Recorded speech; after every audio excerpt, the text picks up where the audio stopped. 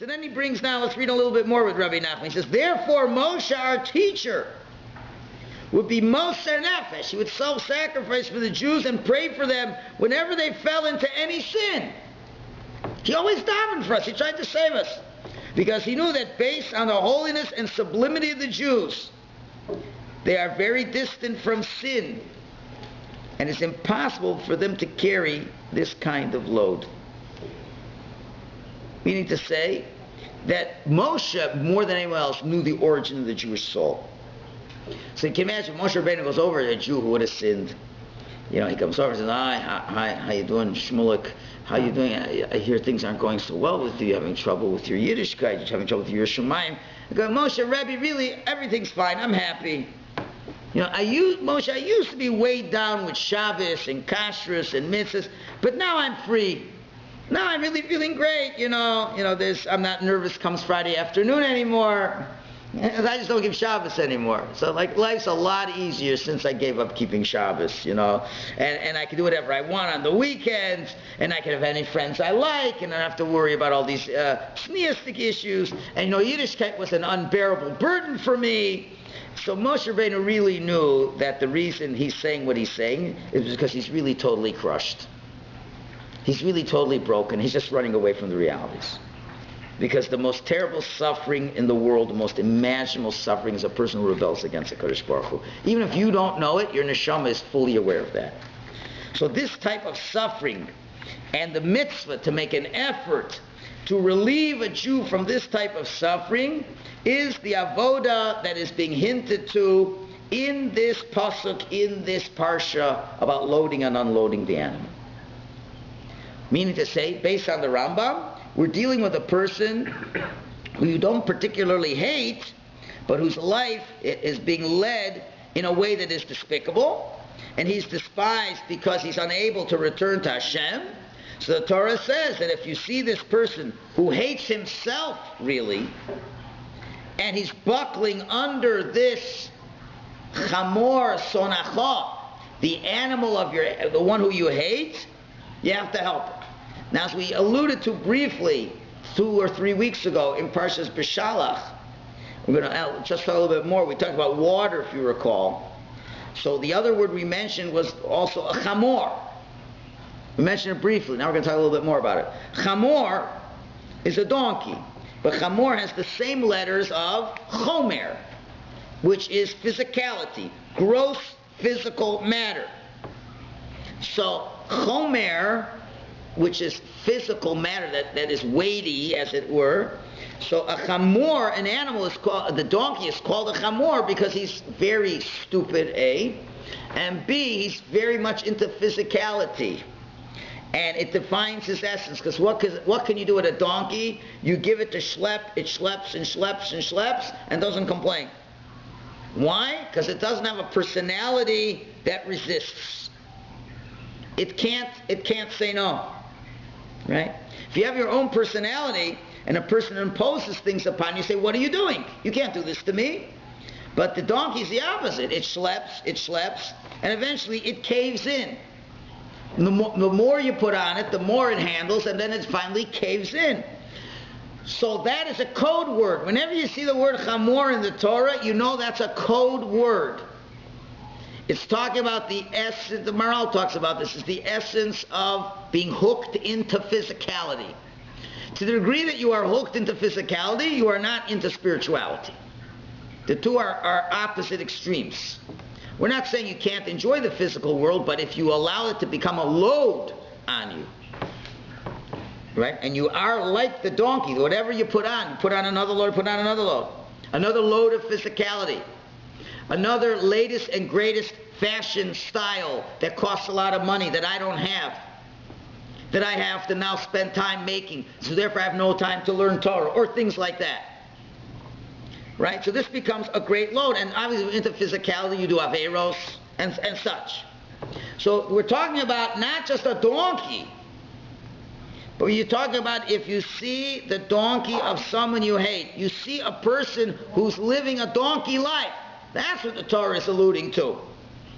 You see a Jew who's buckling under the load of chomrius, of physicality, the world of physical temptation, the emptiness of life without Torah and mitzvahs, this is the biggest Rahmanas in the world.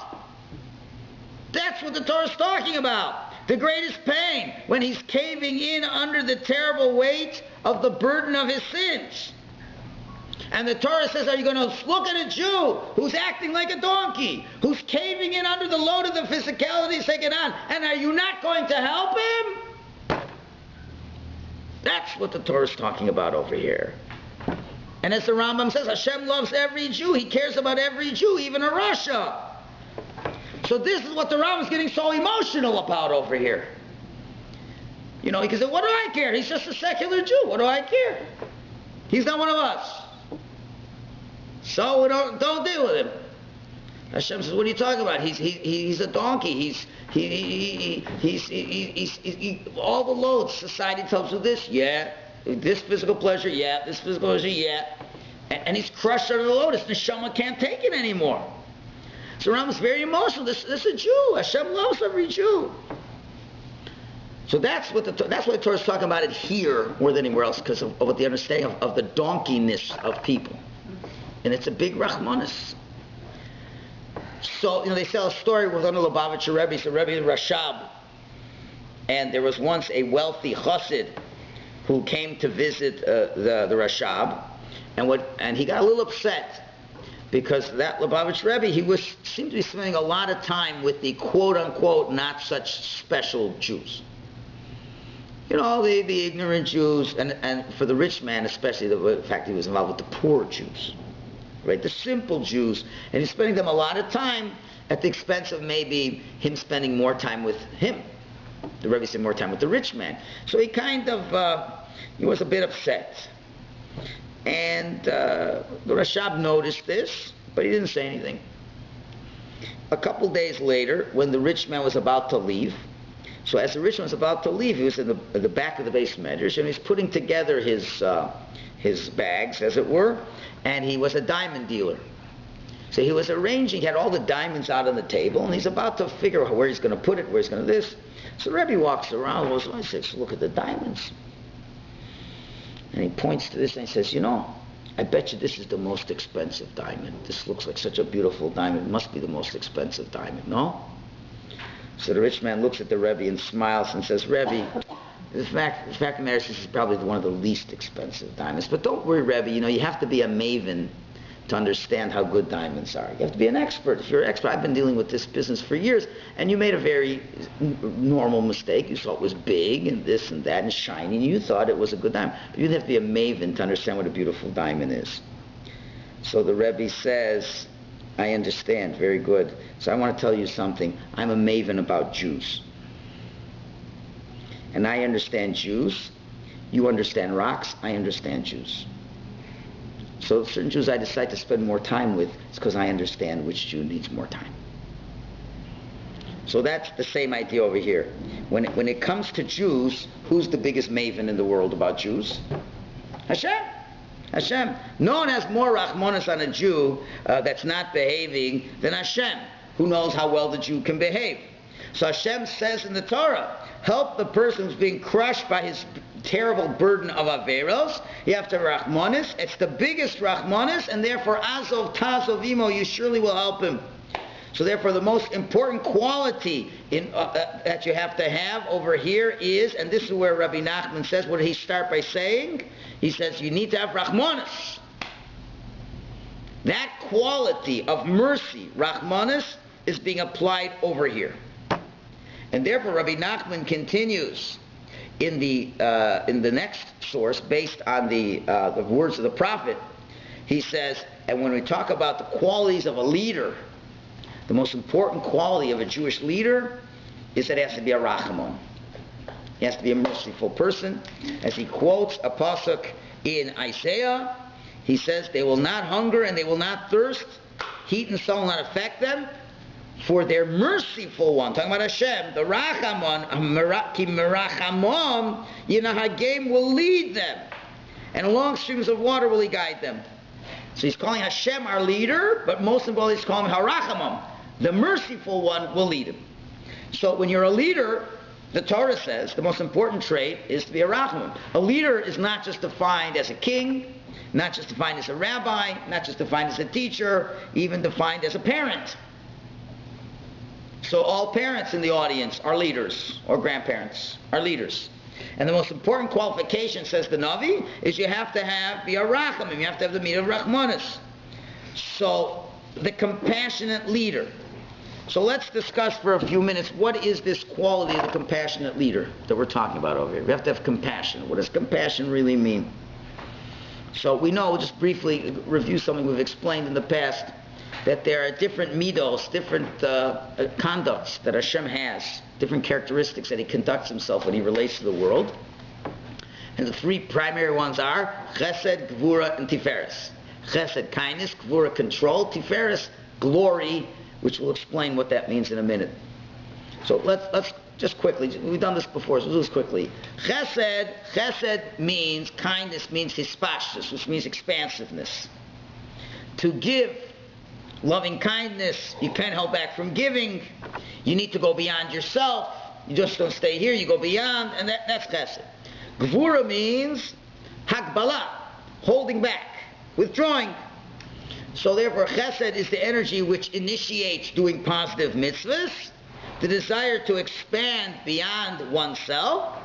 Gvura, control, is the ability first to refrain and hold back and retreat from doing things you shouldn't be doing. That's the general rule. So the attribute of kindness draws a person to connect to other people. Chesed begs you and forces you to befriend others and to seek out others. While gvura, control, is associated with din, judgment, yira, fear. It's that emotion that causes a person to recoil from someone, to be afraid, to distance oneself. Avram was the classic chesed. So what were the first words Hashem said to Avram? The first words Hashem said to Avram was what? Lech lecha. What does that mean? Go! Because that's your midah. The midah of chesed means you have to go beyond who you are. You can't stay in one place. Chesed. You have to expand. Go. Yitzchak was gvura, was control. What's the first word Hashem ever said to Yitzchak? When he wanted to leave Eretz Canaan, Hashem said, Gur ba'aretz hazos. Stay here, don't go anywhere. Very fascinating. The man of chesed, the first word Hashem says is expand. The man of gvura, Hashem says, stay where you are. All right, so those are the two personalities that were there. Now there's a third midah, the third attribute, which creates a symmetry between these two conflicting midos of chesed on one hand and gvura on the other hand, is to have this balance, and that really is called tiferes, but better understood as rachamim, mercy, and that's the midah of Yaakov. This is really what rachamim is. The Hebrew word rachamim, compassion. It means more than that. And that's what the famous Navi says, Titein emes liYaakov, give truth to Yaakov. Now it's interesting, the ladies will find this fascinating. The word rachamim has what shoresh? What? Rechem. What's a rechem? The uterus, the womb. Now what does the womb have to do with rachamim? So the answer is, the uterus has this ability to join together the forces of the father and the mother, the husband and the wife, which mystically, and I'm not going to get into the details over here, but mystically, although you wouldn't understand it this way, mystically men are rooted in chesed and women are rooted in gvura. I'm not going to get into the details. But anyway, you have two conflicting worlds, and in the uterus, in the rechem, is where they combine. Interesting idea. Because what is rachamim? Rachamim is combining the two worlds. And that's what emes is. Emes, the truth, is you balance the aleph on one side of the alphabet, the saf on the other side of the alphabet, and the mem in the middle. Bring those two worlds together. So that's what a womb is. The woman during her pregnancy is experiencing the moment of tiferes. Her real glory is when she's pregnant. That's when she's blending in two opposite forces together. And Yaakov is called the Ish Tam, the man who is simple, and that the letters Ish Tam rearranged spell Yesh Emes. There is Emes. Ish Tam, Yesh Emes, the same letters. So Avram, on the one hand, if you have unrestricted kindness, you can get a Russia like Ishmael. It goes way beyond. It says it's just all, I go everywhere where I shouldn't be, including my friends' wives and my friends' money and all that stuff. That's chesed unrestricted. It's not balanced. Yitzchak, unrestrained, disconnected control will lead someone like an Esau, which certain of that has no hope. He says, what do I care? I'm going to die anyway. He's not connected with people. So that's the other extreme. The sweetening of those two worlds of Avraham and Yitzchak is where Yaakov is. To harmoniously blend those two concepts and to feel comfortable in both concepts. That's why Yaakov is called the Ish Tam, which we said Yesh Emes, Yoshev Ohalim, dwelling in tents. Which tents? The tent of Avram and the tent of Yitzchak. He can move from one tent to the other. Avram was stuck in the tent of Chesed. Yitzchak was stuck in the tent of Gvura. Yaakov lived in all the tents. He can move from one place to the other. What is it that he do best? What is it that he does best? Whatever Hashem wants him to do next. If it's time for me to turn on the Chesed machine, I put on the Chesed machine. If it's time to put on the Gvura control, I put on the Gvura control. That's why it says, for example, by Yaakov, it says, Yaakov lo meis. Yaakov never died. It's Gemara in Tainus. The letters Yaakov lo meis is the same letters as Emes li Yaakov. The truth is to Yaakov. What does the truth of the Yaakov have to do with not dying? Because what does death mean? Death means when something annihilates itself as a result of entering into an extreme domain of self-destruction. Many times we kill ourselves. You don't have to wait to die to kill yourself. You can be extreme in one area and you're literally destroying the person you're supposed to be. Yaakov represents that symmetry, that perfection and balance that doesn't lead to extremes. If you don't lead to extremes, you don't destroy yourself if you keep that balance. And that's what it means, Yaakov lo meis. You know, the problem is there are false concepts of Rachmanis in the world. And those false concepts never last. You know, misplaced compassion. Right? And then there's many, we're going to spend my whole life saving the earthworms. Or things like that. I mean, people spend their whole life, we're going to save all the whales, right? But they can't talk to their sister. Their whole life they can't talk to their mother. They can't clean their room, but they're going to save the whales. It has to fit a certain profile. Do you understand? It has to be a profile of, do you really care about other people or not? It's interesting. Rav Kook prophetically said, Rav Kook must have said this around the 1910s, 1920s. He says, there's going to come a time of anti-Semitism. This is before the Nazis were known, right? Where the enemies of the Jews will take better care of Jewish pets as they murder Jews. And that's exactly what happened with Eichmann. Exactly these guys. They would have Rachmanis on Jewish dogs, but not on Jews. There was a movie called Betrayed where the neo-Nazis, they would cry over the death of a cow giving birth, but they would hunt black people. Okay. Same idea. Cry over of a cow dying at birth and try to hunt down black people. Okay? Same idea. The misplaced Rachmanis. Well, that type of Rachmanis never lasts. Because, that Rachmanis is false and it will die. It's unbalanced Rachmanis will die. And quite often, that's what we have to deal with as parents. Unrestricted Rachmanis to our children will kill them. In many ways. Will kill them. Spoiling them. They feel they're entitled. We're learning on Wednesday nights in the Das Atzmacha class. We've been learning how the difference between givers and takers. And really, the only people who can really have good relationships with people are people that have a lifestyle of giving as opposed to a lifestyle of taking. If you come to the class, you can listen online to the classes. The only way you can connect to people and be happy in life is if you're a giver, because that comes from the neshama. People who take are always miserable people. So he discusses this very interesting conundrum we have in life. You wonder why so many people are takers, right? Unfortunately, we've been trained to be takers. Why? Because as little children from birth, we've always had to take. What is a little baby supposed to do? Get its own bottle? So at a young age, children are used to giving, and as we grow up, somehow the system fails them, and they never are trained to turn around and give. And we spend our whole lives taking, and we think we're entitled to things, and therefore we just become so self-absorbed in what we want throughout life. I mean, think about it. A child from birth till they get older, since when do they have to take any responsibility in terms of giving to others? So where do you find this? So the only way you do that is parents have to go out of their way to create scenarios where the child must give. And that meets a lot of resistance.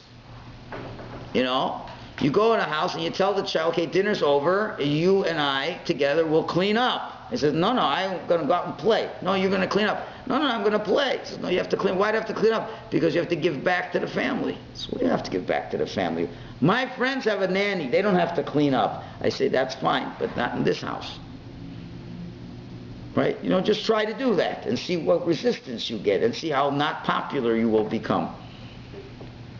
So a clever parent has to realize that you must create scenarios where the child has to give, where the older child has to babysit for the younger child, and it has to be explained that the best thing you can be in life is being on the giving end and not on the taking end. To a certain time of life you've been taking, and now it's time to change because you couldn't give, you were too young to give. Now, Baruch Hashem, you're blessed that you could be a spiritual person, and now it's time for you to give. Now, I'm being very brief over here. I'm not getting into the dynamics of how you're going to introduce it. That needs its own classes. But the point I'm trying to make is that many well-intentioned parents, unaware of what they're doing, no one means bad, but unaware what they're doing is they're turning their children into taking machines. And if there's so much chesed you're giving them, but there's not that balance of gvura, and you don't have that symmetry. And therefore the children don't come out proper.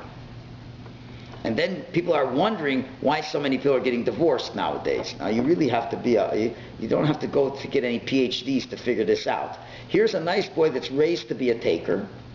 From the day he was born to be a taker. If he didn't like anything in school, the parents would get the teacher fired.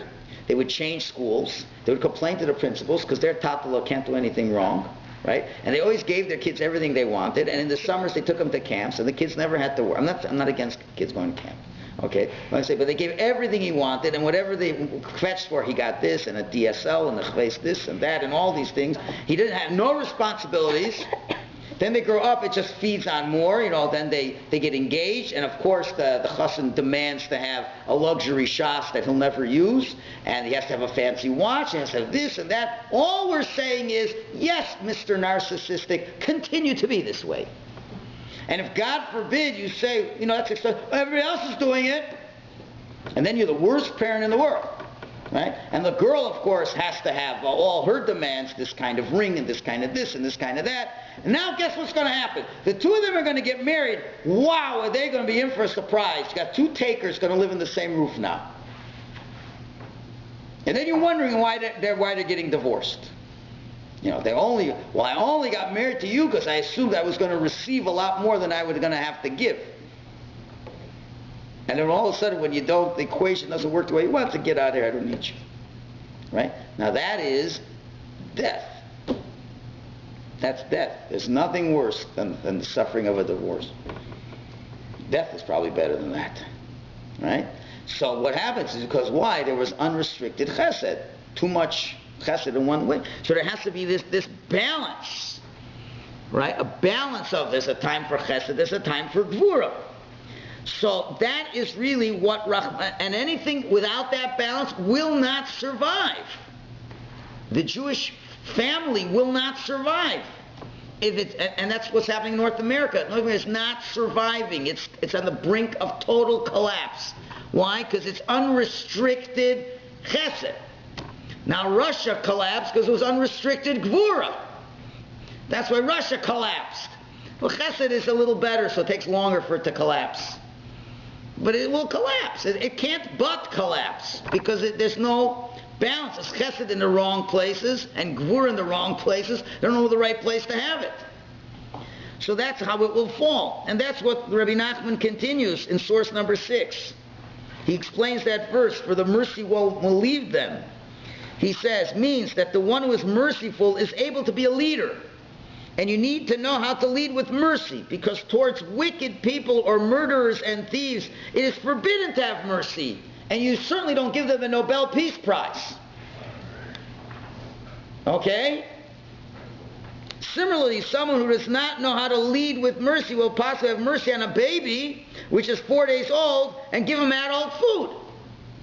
No, Lolene, when people came out of the concentration camps and the soldiers, Americans had so much Rahmanas on them, they weren't doctors, so they just started giving them food. And they died. Because their systems couldn't take it. And you think the soldier was mean? His heart was breaking for him. The heart's breaking for him, but what you do is give him water, give him gruel. But that's what he's saying.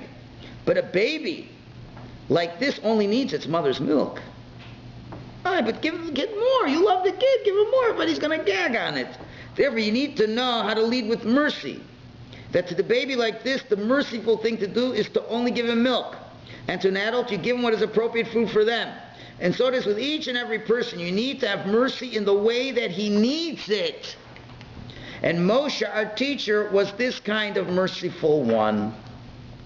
So Rachmanis is to know when to show the chesed, when to show the gvura, and quite often, like let's say you're a parent in a house, in 1 hour you may have to show chesed to 2 children in 2 different ways, and gvura to 2 children in 2 ways. And you can't say, well, I was in a good mood today, I was nice to everybody today. You know, kids like to find when parents are in a good mood. Oh, I see you're in a good mood today, maybe I can ask you this. It's not a question of what mood you're in. You're never in a mood. It's not I'm in a mood. I'm in an upset mood. Oh, don't ask Abba anything today. Oh, he's really upset that the car got broken and this and that and he lost his job. Don't ask him for anything. Or he's in a good mood. Oh, it's his birthday. No, you're not allowed to be in a mood. I mean, God can put you in a mood, but you got to get out of the mood. You got to lead not with the moods, but what is the situation demand here? Here it's kindness. Even though I don't particularly like my kid right now, he's upset me a lot, but really right now I have to give him kindness, I'm going to give him kindness. And right now this one, I have to be strict with him, I have to be strict with him. That's what Rachmanis means, knowing exactly when to give what has to be given. Now, let's take it a little bit deeper, one step deeper. Okay, this you'll find very fascinating. This is from Rabbi Yaakov of Ishbitz in the Sefer Beis Yaakov on Parshas Mishpatim, paragraph Lamed Beis, where he takes this mitzvah and he says a beautiful idea here. He says there are 2 types of deos roos, mistaken ways of thinking, that can take a person away from Torah and mitzvahs. The first one, and that's I believe in source number 7. You're right. Yesh mi shomer, there's somebody who says that what? Ozav Hashem asarts. Hashem has left the world. That's Mr. Happy-Go-Lucky.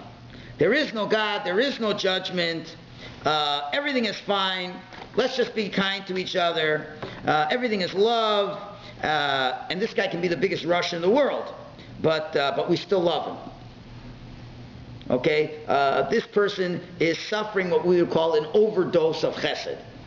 He's OD'd on chesed. Nothing is wrong, nothing is expected of me, I don't have any problems, everything's okay, I'm okay, you're okay, everything's fine, let's just keep doing whatever we want. Because there is no responsibility in life. So that kind of person is not going to be serving God. Second type of personality, he lives with the opposite extreme view. He says, there's so much God in this world. And Hashem never forgives and never forgets. It's the Puritan view of God in the 1700s. You know, the God is an angry God, and he won't forget what you did, and he's going to give it to you. And then that kind of Jew is so strict to the extreme, it sucks all the life out of him, of all hope. And we're talking about a vengeful, angry God who despises you for the things you've done wrong in your life. He's not mevater, he doesn't let anything go. And this person's root comes totally from justice. So you see what the problem is. The first guy, he is expanded so much, there's no room for God in his life. The second guy, God is expanded so much, there's no room for the guy. There's no room for the person. And both are wrong approaches. In other words, you got the guy who's totally loose as a goose, The other guy could be the strictest religious home. You know, and a kid doesn't know the class this week, wham, you punish him. Boom. You know, you make sure you button to the top button until you're strangled and you can't breathe. Oh, that's the right kind of frumkeit it's going to be in this house. You know, and if you don't, you're going to go to hell. So that's the other extreme. And they do exist. Believe me, they exist, right? So now, these are the Jews that this pasuk is talking about.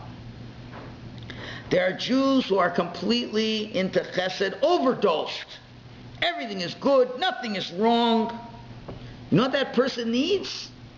That person has never taken a load in his life. He's never picked up a load and carried anything in his life.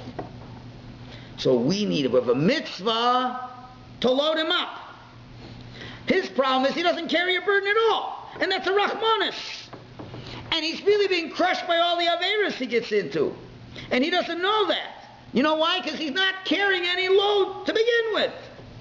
So if you have rachmanis on him, inject him with a little bit of justice, and you have to put a burden on him. Put a burden, which he shouldn't feel it's a burden, but a burden of Torah and mitzvahs. Because right now he's carrying nothing. So for him, this is the mitzvah of te'ina, loading up the donkey. You have to load the donkey. Right? Put a load on him. You got to tell him there's going to be, this life's, you know, it's going to end up with something over here. What's going to happen with you? Every Jew has a portion of the world to come. Where's your portion? Now, of course, you have to say it delicately, and you can't yell and scream at them. But you have to sit them down and say, really, like, how's life? He says, what do you mean it's great? Well, tell me what's so great about it. You know, he says, life is great. I got this big house. Yeah, I'm getting divorced. And my kids don't talk to me. And this and that. She says, well, let me feel your pain. Share your pain with me. Oh, and then eventually he'll say, you know, Rabbi, really, I don't really have anything in my life. You know, that's one. Pat says, well, maybe we should load you up a little bit. You know, I never really learned any Torah. Okay, I'll sit down. I'll learn with you a little bit. You know, we'll learn a little Torah. Maybe you're going to learn how to read Hebrew. Maybe we're going to get you involved in the Chesed committee. That person, his whole problem is he's just been he's such a taker. He's such a taker. His whole life is involved in taking. He's destroying his life with his taking. He never carried a load in his life. So teach him to carry a load. You know, you surely will help him, won't you? Help such a yid. Got to load him up. On the other hand, you have other yidden, the Jew who feels terribly worthless, and that Hashem despises me. When a Jew is broken because he feels he's a nobody, and Hashem doesn't love me. And for that person, the mitzvahs are a big load for the person. Say the person, whatever, it could be an FFB or a Baal Tshuva, gets to a certain point in his life, he says, you know, I find this Yiddishkeit a big burden. It's too heavy a load. I can't take the Shabbos. It's driving me nuts. This is, and if I know it, if I'm not doing it, Hashem's going to punish me. So it's a lose-lose situation. This is stuff I don't want to do, but I know I'm going to go to hell if I don't do it, so I better do it. And I'm just unhappy, and I try to cut corners, and I try to this, and try to that. So that Jew, you have a mitzvah to unload him. Now, we're not saying you just say you don't have to do any mitzvahs. You know, what do you do when you unload an animal? Well, think about it. Why is the animal falling under the load? Why? Either it's too heavy, or it's not. The load wasn't apportioned correctly. It's too much weight on one side, not enough on the other side. So we got to take off the load, and now let's put on what he can manage. You know, you could have kids in school that if they don't get a 98, they're devastated. So take that load off of them and say, you don't need to get a 98. An 85 is very fine. You have certain girls in school and boys in school, right, more the girls than the boys, they spend the whole time studying and studying so they get a 98. And they have no life, and they're scared, and they're all on all kinds of pills, and they're getting stomach aches, all these things. If I don't get a 98, I don't know, I won't get into the right seminary, and I won't get a scholarship to university, and this and that. They think that's too much of a load. And if I don't do exactly everything with the strictest way, they're not going to think I'm religious enough, and I won't find a shidduch. And therefore we have to be with the right kind of people and this and that, all these things. You know what kind of load they're carrying? So you go to them and just take the load off. And you say, you know what, you don't have to get a 98. You know, I say if you study for 3 hours, it's enough, and you get an 86, I'll be very happy with you. Really? But you know, no matter what a parent says, something about the schools, they just destroy the kids before they come into the house. They make such a big deal about that score. It's like unbelievable. Make such a big deal every little thing, so many rules. Just put such a load on the kids. You wonder that they even hang around, that they were interested. I'm not saying all schools, but there are certain schools. You know, it's just a load. So you got to be able to unburden them, right? You got to be able to say to them, you know, you got to say, listen, Hashem's still love. And what about when they fail and they don't measure up? What about when they fall and make mistakes and they do things that are wrong? And then they start thinking, Hashem really going to hate me now? Because they know Hashem really treasures you. Don't worry, you can do tshuva. It'll be fine. Really, things will be fine. So, you know, so on the one hand, you have the reckless Baal Chesed who needs a load, and the other one needs something removed from that unbearable pain. And that's the real Rachman. You can't tell the same two people the same advice. You know, let's say a person just started keeping Shabbos. If you start piling up all the laws of Shabbos on the first week, they're gonna run away from it. They can't handle such a load. Oh, you decide to keep Shabbos. Okay, now you can't do this, you can't do that, you can't do this, blah, blah, blah, blah, blah, blah, blah. And you have to serve your meal like this, and you can't do this is and that is and this is and off. So you start them slow. It's okay. You're gonna keep Shabbos, whatever. Don't drive the car. Finished. Don't turn on the lights. Okay, that's Shabbos. Next week we'll tell you a little bit more. Can you handle that load? Can you handle that load? Is that load okay? Or even a Jew who's fallen and want to get him back, right? The kid is, I'm not so good in Gemara, and I have to know Gemara, I have to know Rashi, I have to know Tosas, I have to know Meforshim, I have to know all the commentaries, I have to do this, and if I don't, I won't get into Lakewood, and I won't get into Best Yeshivas. Okay, let's just work on the Gemara Rashi. That's a good thing to know too. And that's all I want you to do right now. And that's fine. Take the load off of them. Right? So that's the message. That's the very relevant message. If we are seeing another Jew who is having problems with his Yiddishkeit, he's the chamor, he's the donkey, he's involved in the physical world to an extreme. Either to the extreme that he feels the whole world is his, he doesn't have any responsibilities. So such a Yid, you have to load him up with mitzvahs. You have to give him some responsibilities. Children who are unhappy, you know what they're unhappy because there's not, where's the next chesed? They're trained that they're expecting chesed. You have to change, you know, it's time you start taking a load and you start doing chesed with others and start to appreciate what it means to do chesed and start to have more structure in your life. And on the other hand, you have the children who are crushed by the load. So how can I ever come back to you, HaKadosh Baruch Hu? So for such a person, we take off the load from them. Right? It's interesting, by Moshe Rabbeinu, we'll end with this. By Moshe Rabbeinu, the Medrash says, why was Moshe Rabbeinu the leader? Because we know Moshe was a shepherd. And if a lamb would run away from the flock, Moshe would follow it until it would catch up with the little lamb. And then he said, oh, I see you were thirsty. Oh, why didn't you tell me you were thirsty? Okay, I'll give you a little bit of drink. Oh, you were tired. Okay, I'll pick you up. I'll carry you back to the flock. So he knew how to take care of them. So Hashem said, and it's in the 8th source, Hashem says, you have rachamim to know how to lead the sheep, so therefore I swear you'll be able to lead the sheep of the Jewish people. So one of the great Hasidic rabbis asks, but I don't get it. But when he went to take care of them, what about the rest of the flock? He's the leader of the whole flock. How could he go to an individual? So the answer is, that's the test of a good leader. A good leader has to know that the whole flock consists of individual lambs. And there's some times where you have to leave the whole flock for a few minutes to take care of an individual lamb.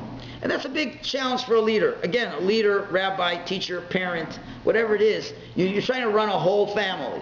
You're trying to run a whole organization. Whatever we're trying to run in our lives, there's a big mass we're trying to lead, which is important, and you have to make decisions that fit for the whole group. But at the end of the day, you got to realize they're individuals too. And the leader is able, and that's a very difficult task, is to feel the loneliness of the one who's in pain at the moment, to be able to lead the group and never forget about the individuals that are there. Now, of course, you have to do this within reason. You could have certain individuals that are going to take up all your time that won't allow you to be the leader. There's certain people, what's the word they call? High maintenance. There are people called high maintenance people. It's a new term now. Right? Once you help a man, they just need your help forever. So you have to, so at a time, maybe there'll be a little bit of time when you have to help them, maybe a little bit more, but then if it's every day they need 3 hours of your time, you're going to say, I'm really sorry, but maybe you could try to do this without my help today. And slowly wean them off that. So to be able to see the whole picture and yet see the individual, that really is what Rachamim is. And says Rabbi Nachman, and what's the ultimate Rachamim? So look at the final source 9. He says, where do Averis come from? He says, truly, where do these sins come from? Where do those sins that load a Jew come from? What's the source? Only because the person has no da'as, has no intellect. Because the quotes the Gemara says, a person does not transgress a sin unless the spirit of foolishness enters him. And this is the greatest mercy, that we need to be compassionate on him and bring him into da'as. And he quotes the pasuk that says, fortunate is the one who gives intellect to the poor, for there's no one poorer than the one who has no intellect. The biggest Rahman is the Jew who sins, yes, but why is he sinning? Because he doesn't know what he's doing. He doesn't understand any better. He doesn't have the das. So the biggest mitzvah you could do is to give a Jew das, understanding, to understand what life is all about, so that they will be able to use that das and not to sin anymore. And that's the greatest kindness you can do. And that's the real Rahmanis, and that's what this parsha is saying. I'll close with a little story. The Baal HaTanya had many Hasidim, and he had what you called he was a Rebbe to many, but he did have one circle of the elite students. Now, why did he have elite students? Because he knew those were going to be the future leaders that would spread Hasidus to the rest of the world. So the leader has to have his elite core, who's going to be the future leaders, and of course he has the rest that he cares for as well. But anyway, this elite core, he would give them a special class. Every day. For them, closed off, nobody could enter, and he had a special class for them. There's inner circle. In a boarded up house, people wanted to sneak in, he wouldn't let them get in. There were other times he went to all the other Hasidim. But there's a certain time we had the deepest secrets, he wanted to tell them. So one of his Hasidim was a person by the name of Shmuel Munkis. And he was in that special group. So one day, after the class, he comes running out of the class, and he takes himself around a big oak tree, puts his hands around it, and he says, please, get a rope and tie me up to the oak tree. Look at him, crazy. Why? What do you want to get tied up to the oak tree? He says, let me give you an analogy. He says, if you go to a store where they make things and sell things, you have a store window. What do they put in the store window? Let's say you go to a shoemaker. What are they going to put in the store window? The fanciest shoes that he can make, right? You go to a butcher shop. What do they put in the store window? They put the garbage? No, they put the rib steaks, the best things in the window, because if you see what's in the window, there's probably better stuff inside. So he says like this. He says, in the house over there that I just came from the Rebbe, there's a Jew who knows how to make Jews. And I'm his biggest advertisement. Because before I went to the Rebbe, I was worthless, I was a nothing, and he turned me into a Yid. So I want to be one of the window dressings. So tie me up to this tree that's outside of the store and to make me as a display model. Of course, it was tongue-in-cheek. But it's a tremendous lesson. He's saying that. To be able to be such a person, you don't have to be a kiruv professional. Right? You need to be a rachaman. You have to be a person to know what to put, when to put on, when to take off. And we certainly, and with people, sometimes with the same person, sometimes you have to know when to put on and when to take off. So Hashem should give us the schus that we can be the ultimate rachamim, and really that's what all Mishpatim are about. The whole Parshas Mishpatim is based on to know when to be strict, when not to be strict, when to load, when not to load. And Mirz Hashem, we can bring out the goodness that's in every Jew.